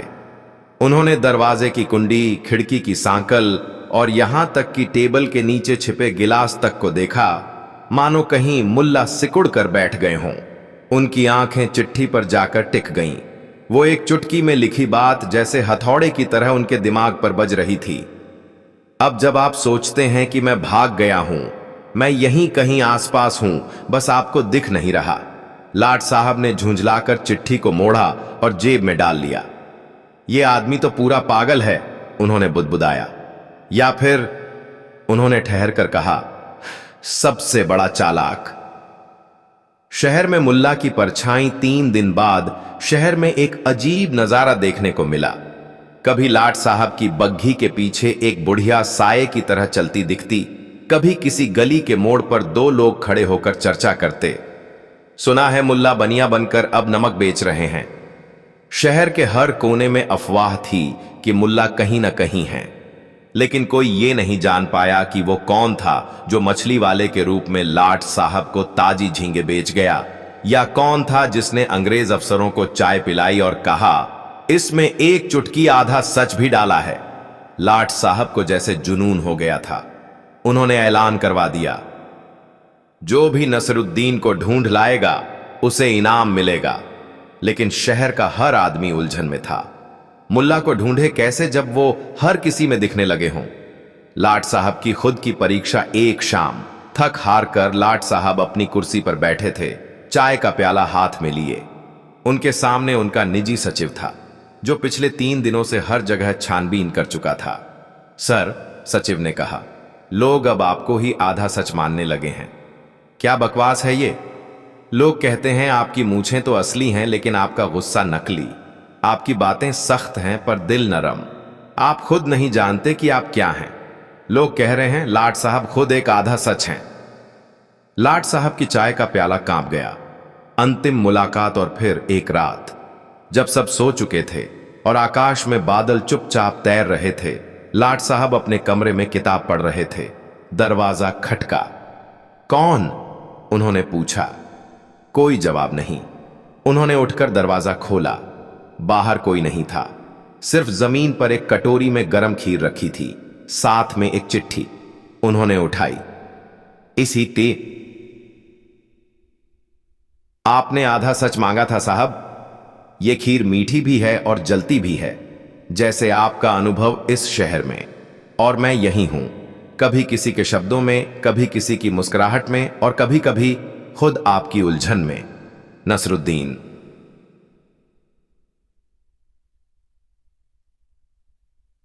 लाट साहब की आंखें पहली बार नम हो गईं। कहानी का सच्चा अंत अगली सुबह। लाट साहब ने अपने तमाम आदेश रद्द कर दिए। उन्होंने सभा बुलाकर कहा, मुल्ला नसरुद्दीन को कोई न ढूंढे। वो हमें बहुत कुछ सिखा गए हैं, जिनमें सबसे पहली चीज ये है कि हर चीज को तौल कर, नाप कर, काट कर नहीं समझा जा सकता। कभी कभी जो अधूरा है वही सबसे ज्यादा पूरा होता है। शहर में उत्सव सा माहौल बन गया। मुल्ला को किसी ने फिर सीधे तौर पर नहीं देखा, लेकिन उनकी बातें, उनके तंज और उनका आधा सच सबकी बातचीत का हिस्सा बन गए। सच और झूठ के बीच सबसे दिलचस्प जगह होती है आधा सच। वही जगह है जहां समझदारी, चतुराई और असली ज्ञान पलता है। और वही जगह है जहां नसरुद्दीन अब भी रहता है, हर किसी की हंसी और उलझन के बीच। अगली कहानी, मुल्ला नसरुद्दीन और ऊंट की उलझन भरी सवारी।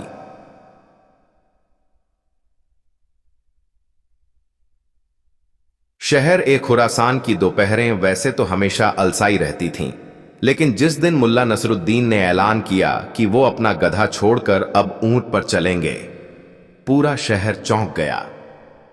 ऊंट? चाय वाले सलीम ने पूछा। हां जी, मुल्ला ने छाती फुलाकर कहा। अब वक्त आ गया है कि मेरी सोच मेरी सवारी से बड़ी ना हो। और गधा? वो अब सिर्फ आराम करेगा। गधा आराम करेगा और तुम ऊंट पर जाओगे? नाई हसन ने आंखें तरेरी। हां, मुल्ला ने गंभीरता से जवाब दिया। हर महान आदमी के जीवन में एक ऊंट आता है, और मेरे जीवन में ये ऊंट आया है खुद चलकर। अब हुआ यूं कि हकीकत में ये ऊंट आया कहां से, ये तो खुद मुल्ला भी ठीक से नहीं जानते थे। दरअसल पिछले हफ्ते वह शहर के बाहर जंगल में किसी फकीर से उलझ पड़े थे, जो कहता था कि हर इंसान को अपनी ऊंचाई पहचाननी चाहिए। तेरी ऊंचाई क्या है? फकीर ने पूछा था। कम से कम इतनी तो है कि मैं किसी ऊंट पर बैठकर दुनिया को देख सकूं, मुल्ला ने तपाक से जवाब दिया था। उसके अगले दिन शहर के बाहर एक ऊंट बंधा मिला और उसके ऊपर एक पर्चा टंगा था, जिसका आत्मविश्वास ऊंचाई से ऊंचा हो, वही इस ऊंट का हकदार है। बस वही हुआ था जिसके बारे में अब शहर बातें कर रहा था। ऊंट की पहली सवारी। मुल्ला ने ऊंट को नाम दिया तबर्रुक, क्योंकि उनका मानना था कि यह ऊंट खुदा की तरफ से एक बरकत है। अब जब उन्होंने पहली बार तबर्रुक पर चढ़ने की कोशिश की तो पूरा बाजार इकट्ठा हो गया। भाई कमर कस लो, मुल्ला उड़ने वाले हैं, एक नौजवान चिल्लाया। कहीं ऊंट ही ना उड़ जाए, दूसरे ने ठहाका लगाया। मुल्ला ने एक हाथ से ऊंट की कूप पकड़ी, दूसरे से अपनी पगड़ी, और बोझिल आवाज में बोले, देखो मैं पहली बार ऊंट पर चढ़ रहा हूं, लेकिन यह भी पहली बार है जब यह ऊंट मेरे जैसे महान व्यक्ति को ढोने जा रहा है। दोनों ही एक दूसरे के लिए नवजात अनुभव हैं। ऊंट को कुछ समझ नहीं आया। उसने गर्दन घुमाई और मुल्ला के गमछे को चबाने लगा। इधर मुल्ला ने जैसे तैसे खुद को ऊंट की पीठ पर समेटा और आदेश दिया, चल तबर्रुक, दिखा दुनिया को हमारी रफ्तार। ऊंट ने गर्दन उठाई, हिचकी ली और बैठ गया। मुल्ला अब बैठे ऊंट की पीठ पर थे, लेकिन मुद्रा वही महाराजा जैसी थी। कमाल है, मुल्ला बोले, बिना चले ही ऊंचाई महसूस हो रही है। शहर के भ्रमण की अजीब शुरुआत। किसी तरह ऊंट उठा। वो चला, लेकिन किसी सीधी रेखा में नहीं। वो कभी बाएं मुड़ा, कभी दाएं, और कई बार तो सीधा सीधा दुकान के शटर पर टक्कर मार दी। ओए मुल्ला, इसे कोई ट्रेनिंग नहीं दी क्या? अरे मैं खुद ट्रेनिंग में हूं, मुल्ला ने कहा। यह ऊंट मुझे जीवन का नया पाठ पढ़ा रहा है। कभी भी सीधे मत चलो, वरना लोग समझ जाएंगे तुम कहां जा रहे हो।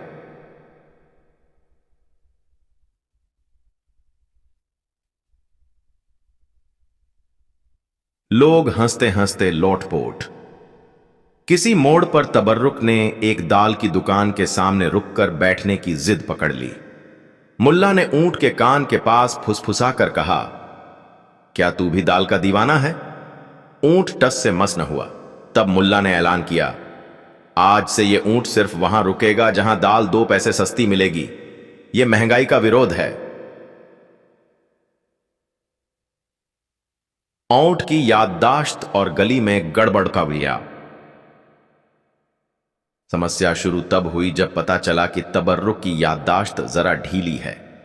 एक दिन वो मुल्ला को मस्जिद ले जाते वक्त अचानक मुड़ गया और सीधे चूड़ी वाले की दुकान में घुस गया। मुल्ला ने कहा, कहां घुसा रहे हो मुझे? तबर्रुक ने कोई जवाब नहीं दिया। दुकानदार ने भी नाराज होकर कहा, मुल्ला, यह कौन सी नमाज है जो चूड़ियों की दुकान में होती है?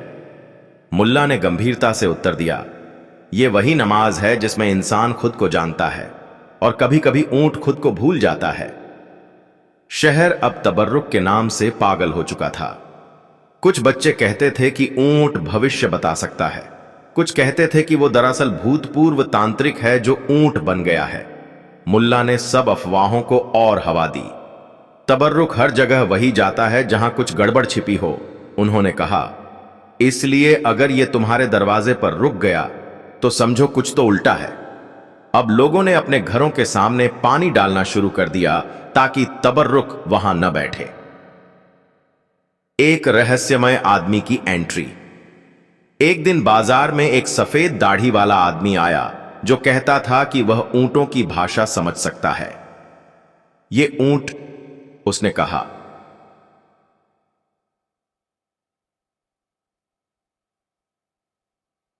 किसी विशेष मिशन पर है। किसका मिशन? मुल्ला ने पूछा। स्वयं ब्रह्मांड का। ओह, मुल्ला ने पगड़ी संभाली। मैं तो पहले ही जानता था कि इसकी चाल कुछ आसमानी है। उस आदमी ने ऊंट के आगे एक पान का पत्ता रखा। तबर्रुक ने उसे सूंघा, चबाया और पगड़ी वाले आदमी की ओर पीठ कर दी। मतलब क्या हुआ? किसी ने पूछा। मतलब साफ है, मुल्ला बोले। ये आदमी झूठा है। तबर्रुक उसे पीठ दिखा चुका है और तबर्रुक कभी किसी सच्चे को पीठ नहीं दिखाता। वो आदमी चुपचाप लौट गया और उसके बाद से तबर्रुक की प्रतिष्ठा और भी बढ़ गई। सवारी से सेवा तक धीरे धीरे मुल्ला ने तबर्रुक का उपयोग परिवहन के अलावा अन्य चीजों में करना शुरू किया। कभी वो ऊंट की पीठ पर सैलून खोल देते। बिना कुर्सी के बाल काटिए, ऊंट की पीठ पर बैठिए। कभी ऊंट को चलती लाइब्रेरी बना देते। पुस्तकें ऊंट की कूप पर, ज्ञान आपके सिर पर। और एक दिन उन्होंने ऊंट को चलता न्यायालय बना दिया। तबर्रुक के पास आइए और एक बात पूछिए। अगर ऊंट बाएं घूमा तो हां, दाएं घूमा तो ना। शहर ने इसे स्वीकार भी कर लिया। रहस्यमय अंत की शुरुआत। सब कुछ ठीक चल रहा था जब एक दिन तबर्रुक अचानक गायब हो गया। सुबह जब मुल्ला घर से निकले तो पाया कि ऊंट की रस्सी खाली थी। पूरा शहर स्तब्ध। क्या वो किसी ऊंटों के ग्रह पर चला गया? क्या कोई दुश्मन उठा ले गया? मुल्ला ने कुछ नहीं कहा, बस खामोशी से बैठ गए अपने पुराने गधे हबीब के पास। हबीब भी खामोश था, जैसे कुछ जानता हो। और उस रात मुल्ला की छत पर एक पर्चा उड़कर गिरा। उसी ऊंट के गले में बंधे लाल कपड़े का टुकड़ा उसमें लगा था।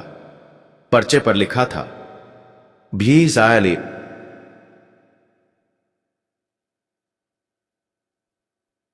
ऊंचाई को पहचानना एक बात है, लेकिन जमीन से जुड़ा रहना वही असली कमाल है।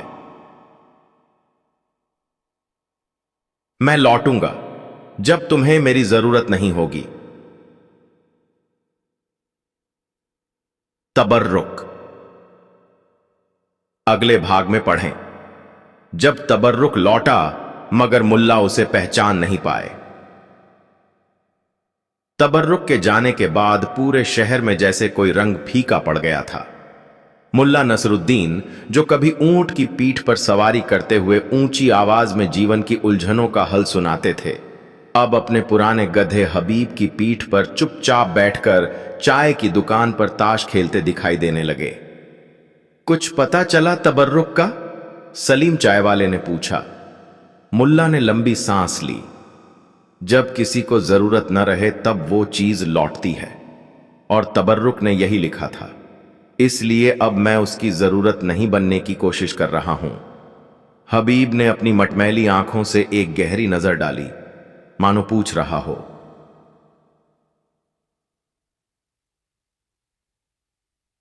इतनी बार क्यों? देर लगी तुम्हें यह समझने में? वापसी की एक अजीब शुरुआत। कई महीने बीत गए। शहर में अब ऊंट की बातें केवल पुरानी कहानियों में थीं। बच्चे जब कोई ऊटपटांग हरकत करते तो बुजुर्ग कहते, लगता है तबर्रुक का असर बचा है। और एक दिन एक नई अफवाह उठी। शहर के बाहर वाले टीले पर एक ऊंट बैठा है, बिल्कुल चुप, आंखें बंद, और कूप पर किताब रखी हुई है। कुछ लोगों ने जाकर देखा भी। ऊंट वहीं था। कूप पर एक छोटी लकड़ी की संदूक नुमा पेटी थी जिसमें किताबें थीं, और सामने जमीन पर कुछ लिखा हुआ था। ज्ञान वहां नहीं मिलता जहां लोग भीड़ बनाते हैं, ज्ञान वहां होता है जहां लोग सवाल लाते हैं। लोग हैरान रह गए। कईयों ने कहा, यही तबर्रुक है। लेकिन जब मुल्ला से पूछा गया, उन्होंने सिर्फ सिर हिलाया। तबर्रुक कुछ और था। उन्होंने धीरे से कहा, यह ऊंट वैसा दिखता जरूर है, लेकिन असली पहचान कोई बाहरी चीज नहीं, वो तो वक्त बताता है। मुल्ला की परीक्षा। एक रात मुल्ला नसरुद्दीन एक अजनबी से टकरा गए जो बहुत ही अजीब लहजे में बात कर रहा था। तुम वो आदमी हो जो ऊंट की पीठ से न्याय करता था? मैं वही आदमी हूं, मुल्ला ने कहा, पर अब मैं गधे की पीठ से सीखता हूं। क्या तुम जान पाओगे कि कौन सा ऊंट असली है? मुल्ला ने उसकी आंखों में देखा, मुस्कुराए और बोले, अगर तुम्हें शक है तो यकीन करने की कोई वजह नहीं है, लेकिन अगर यकीन है तो शक करने की कोई जरूरत नहीं। वो अजनबी मुस्कुराया और अगली सुबह टीले वाला ऊंट भी गायब था। आखिरी सामना कुछ दिनों बाद एक सुबह मुल्ला गधे की पीठ पर बैठे शहर के बाहर के मैदानों की तरफ निकले। दूर एक धूल भरी सड़क पर उन्हें एक ऊंट आता दिखाई दिया। धीरे धीरे वो नजदीक आया। उसकी चाल वही पुरानी ठेठ तबर्रुक जैसी, गर्दन हिलती हुई, आंखों में वही पुरानी समझदारी की चमक। लेकिन उसकी पीठ पर कोई सवारी नहीं थी, ना कोई संदूक, ना पर्चा, ना किताब। वो सीधा आकर मुल्ला के सामने बैठ गया। मुल्ला गधे से उतरे। दोनों की आंखें मिलीं। कुछ पल खामोशी रही। फिर मुल्ला ने ऊंट के कान में कहा, तू लौट आया? ऊंट ने अपनी गर्दन झुकाई। एक छोटी सी थैली उसके गले में बंधी थी। मुल्ला ने उसे खोला। उसमें एक चिट्ठी थी। अब तुम्हें मेरी जरूरत नहीं, इसलिए अब मैं एक साथी नहीं, बस एक साया बनकर रहूंगा। तुमने खुद को पहचान लिया है और यही असली सवारी है, तबर्रुक। अंतिम निर्णय उस दिन के बाद मुल्ला ने तबर्रुक को किसी सवारी में नहीं जोता। वो अब ऊंट पर नहीं चढ़ते थे। वो पैदल चलते या फिर कभी कभी हबीब की पीठ पर बैठते। लेकिन तबर्रुक हमेशा पास होता, कभी पीछे पीछे, कभी आगे से रास्ता दिखाता। लोग पूछते, अब क्या ऊंट तुम्हारी सेवा में नहीं? मुल्ला हंसते, नहीं, अब वो मेरी समझ का हिस्सा है। सेवा तो अब हम दोनों मिलकर करते हैं, एक शरीर से, दूसरा सोच से। कहानी का पूर्ण अंत और सीख। मुल्ला नसरुद्दीन और तबर्रुक की ये अजीब दोस्ती अब किसी चमत्कार की तरह नहीं रही। अब यह सबक बन गई थी, एक प्रतीक कि हर ऊंचाई सवारी से नहीं, समझ से आती है। तबर्रुक अब शहर के बच्चों को स्कूल छोड़ने ले जाता, बुजुर्गों को मस्जिद छोड़ आता और बाजार में खड़ा होकर ठंडी छाया देता। लोग उसे अब सिर्फ एक ऊंट नहीं, एक सीख मानते थे। और मुल्ला, वो अब कुछ नहीं कहते थे, बस चुपचाप मुस्कुराते थे। जब कोई बच्चा तबर्रुक के कूप पर बैठकर चिल्लाता, मुझे भी दुनिया देखनी है ऊंचाई से। कहानी की सीख। जीवन की सबसे ऊंची सवारी वो होती है जब आप खुद को पहचान लेते हैं। और जब पहचान सच्ची हो जाए तो ऊंट, गधा या कोई भी साधन सिर्फ एक साथी बन जाता है, मंजिल नहीं। अगली कहानी, मुल्ला नसरुद्दीन और रहस्यमयी काले आम का सौदा। शहर खुरासान में एक अजीब सी चर्चा चल रही थी। बाजार में, मस्जिद के आंगन में, चाय खाने के हर कोने में एक ही बात गूंज रही थी।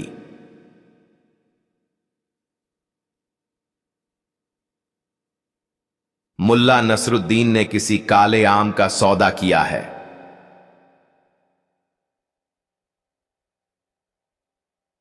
काले आम? जी हां, ऐसा आम जो बाहर से बिल्कुल कोयले जैसा दिखता था, लेकिन कहते हैं उसका स्वाद ऐसा था कि जीभ के साथ आत्मा भी तृप्त हो जाती। बात फैली कैसे, यह कोई नहीं जानता, लेकिन जब यह खबर महल तक पहुंची, नवाब ने अपना शाही मोहर वाला संदेश भेजा।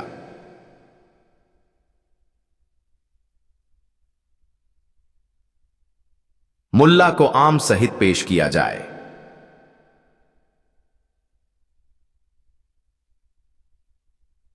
पर तब तक न मुल्ला नसरुद्दीन मिले, न वो रहस्यमयी आम। कहानी की शुरुआत। जब मुल्ला ने आम देखा। एक दोपहर मुल्ला अपने गधे हबीब के साथ शहर के बाहर किसी गुप्त राह पर टहले जा रहे थे। गर्मी अपने चरम पर थी। पेड़ पौधे झुलसे हुए, पत्ते मुरझाए हुए। हबीब भी मुंह लटकाए चल रहा था। तभी एक पथरीली चट्टान के पीछे से एक तेज चमक नजर आई। ओह, सूरज भी अब पत्थरों से टकरा रहा है, मुल्ला बुदबुदाए। पर जब वो नजदीक पहुंचे तो देखा कि चट्टान के किनारे एक काला चमकीला फल रखा था, आम जैसा लेकिन काला। ये क्या है? मुल्ला झुके। गंध ली, एकदम आम जैसी। काटा, भीतर से सुनहरा पीला। जैसे ही उन्होंने पहला टुकड़ा चखा, उनकी आंखें चौड़ी हो गईं। हे खुदा, ये तो ऐसा स्वाद है जैसे आम खुद फरिश्ता बनकर जुबान पर उतर आया हो। और वहीं से शुरू हुई कहानी। काले आम की पहली अफवाह। मुल्ला ने आम को अपनी पगड़ी में लपेटा और लौट आए, लेकिन चाय वाले सलीम ने उन्हें देखा और पूछा, क्या लपेट रखा है मुल्ला? एक रहस्य, उन्होंने आंख मारते हुए कहा। रहस्य खाने के काम आता है क्या? जब वो आम हो तो हां, मुल्ला बोले। बस इतना कहना था कि बात पंख लगाकर उड़ गई। कुछ ने कहा, मुल्ला को जिन्न ने आम दिया है। कुछ बोले, ये कोई जादुई फल है, जिसे खाओ उसका झूठ पकड़ा जाए। और एक आदमी ने तो दावे से कह दिया, मैंने खुद देखा है वो आम खाकर दीवार के आर पार हो गए। बाजार में अफरात फरी। 3 दिन के अंदर बाजार में नकली काले आम बिकने लगे। ये रहा जादुई आम, खाओ और हुकूमत तक पहुंचो। और बातें, बीमारी का इलाज सिर्फ 5 दीनार। मुल्ला ने देखा तो माथा पकड़ लिया। माल तो मैंने खाया था, कमाई ये कर रहे हैं। उन्होंने सीधे चौराहे पर जाकर घोषणा की, सुनो ओ लोगों, असली काला आम केवल एक है और वह मेरे पास है, बाकी सब नकली हैं। जिसने खरीदा समझो मूर्खता का स्वाद चखा। भीड़ 2 हिस्सों में बांट गई, एक जो मुल्ला के आम को चमत्कारी मानती थी और एक जो कहती थी कि यह सब चाल है।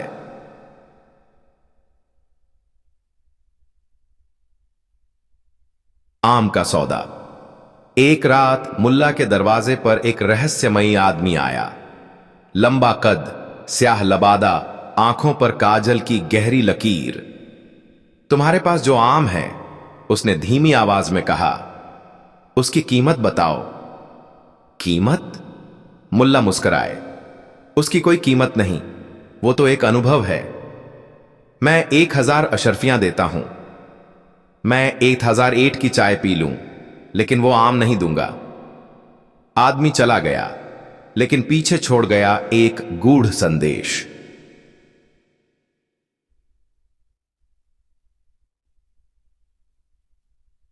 वो आम तुझसे भी बड़ा राज है नसरुद्दीन, उसे संभाल। खजांची और नवाब की चाल। दूसरे दिन नवाब ने मुल्ला को बुलाया। कहते हैं तुम्हारे पास कोई रहस्यमयी आम है। कहते तो बहुत कुछ हैं हुजूर, कभी मुझे फकीर कभी शैतान कहते हैं, अब आम वाला भी कह रहे हैं। हमें वो आम चाहिए हुजूर, मैं दे दूंगा अगर आप उसका मूल्य बता दें। नवाब चौंक पड़ा। मूल्य? हां, मुल्ला बोले, हर वस्तु की एक कीमत होती है, सिर्फ पैसे से नहीं, समझ से भी। तो तुम्हारे आम की कीमत क्या है? वो जानने के लिए आपको एक रात उस आम के साथ काटनी होगी, बिना किसी गार्ड, बिना किसी शोर के। नवाब अड़ गया। खजांची बोला, हुजूर, ये कोई जाल भी हो सकता है या एक सबक भी। मुल्ला ने मुस्कुराकर कहा।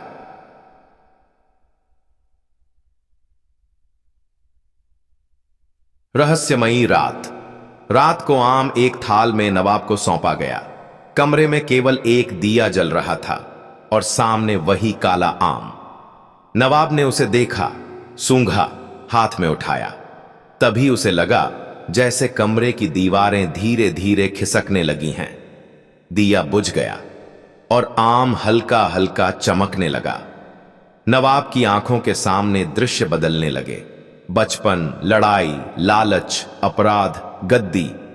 और फिर उसने सुना एक आवाज, वही जो केवल आत्मा में गूंजती है।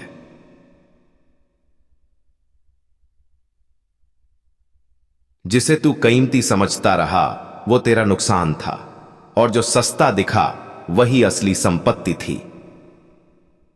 सवेरा हुआ तो नवाब पसीने में लथपथ था। मुल्ला, उसने पुकारा, ये क्या आम है? ये तो आत्मा का आईना है। मुल्ला बोले, मैंने तो कहा था ये आम नहीं, अनुभव है। मुल्ला का आम अब कहां? उसके बाद से न तो किसी ने वो आम देखा और न ही मुल्ला ने फिर कभी उसका जिक्र किया। बस एक आखिरी बात उन्होंने कही थी, हर आदमी के जीवन में एक काला आम आता है जो उसे उसकी सच्चाई दिखाता है। सवाल यह है क्या तुम उसे पहचान पाओगे जब वो सामने हो?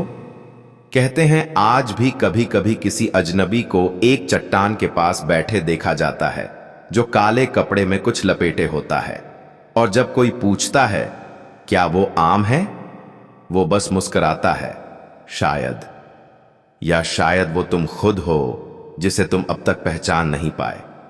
जब काले आम की तलाश में पूरा शहर पागल हो गया, शहर खुरासान के हर नुक्कड़, चाय खाने और हुक्के की दुकान पर सिर्फ एक बात की गूंज थी, काले आम के पीछे पूरा शहर पागल हो गया है। जिस आम को पहले एक मजाक समझा गया था, अब वह लोगों की भूख, लालच और आत्मा की तलाश का प्रतीक बन चुका था। नवाब, जिसने खुद एक रात उस आम के साथ काटी थी, अगले दिन तख्त पर बैठते ही खामोश हो गया था। वो अब उतना गुस्सैल नहीं था, उतना लालची नहीं था। लोग कहते थे उसने कोई सपना देखा होगा, मगर मुल्ला जानता था वो आम नहीं, वो आईना था जिसने नवाब को दिखाया था उसका असली चेहरा। बाजार में उथल पुथल आम गायब हो चुका था। मुल्ला ने उसे किसी को नहीं सौंपा, न नवाब को न किसी व्यापारी को, लेकिन अफवाहों ने उसे अमर कर दिया। हर व्यापारी अब आम जैसा फल रंगवाने लगा, कोयले से काले, बाहर से चमकदार। काले आम के नाम पर सौदा अब एक मुहावरा बन गया था। एक व्यापारी खुद को आम बाबा कहकर प्रचारित करने लगा। उसने एक दुकान खोली, काले आम की अनुभूति, मात्र 100 अशर्फियां। बच्चे डरते थे और बड़े लालच में आ जाते थे। खाओ और सब जानो। तुम कौन हो? आम बताएगा। एक काटो और आत्मा रो दे। मुल्ला ये सब चुपचाप देख रहे थे। हबीब, उनका वफादार गधा, भी सिर झुकाकर चलता था। ऐसा लग रहा था जैसे दोनों जानते थे कि ये अंत नहीं, बल्कि एक आखिरी तूफान की शुरुआत थी। तलाश की दीवानगी अगले सप्ताह एक युवती आई। नाम था शहनाज। उसकी आंखों में बेचैनी थी, जैसे वो किसी खोए हुए ख्वाब को ढूंढ रही हो। मुल्ला, वो बोली, मैंने सुना है उस आम को जिसने चखा उसे सच्चाई दिखती है। हां, मुल्ला ने शांत स्वर में कहा, मैं झूठ में जी रही हूं, मुझे आम चाहिए। मुल्ला मुस्कुराए, हर किसी को आम नहीं मिलता शहनाज, कभी कभी आम तुम्हें ढूंढता है, मगर मैं तैयार हूं। क्या तुम सच्चाई से डरोगी नहीं? शहनाजा के आंसू छलक पड़े। डर तो हर दिन लगता है मुल्ला, लेकिन अब झूठ से ज्यादा डर सच्चाई का नहीं लगता। मुल्ला ने कुछ नहीं कहा, बस हबीब की पीठ से एक छोटा सा कपड़ा उतारा। उसके भीतर वही आम था, काला, चमकदार, रहस्यमय। लो, उन्होंने कहा, लेकिन ध्यान रखना, तुम जो खोज रही हो वो मिल भी सकती है और खो भी सकती हो। शहनाज की सच्चाई। शहनाज ने आम को धीरे से चखा, एक टुकड़ा, फिर दूसरा, फिर अचानक उसकी आंखें बंद हो गईं। चेहरे पर दर्द की लहर उभरी, फिर आंसू, फिर मुस्कान।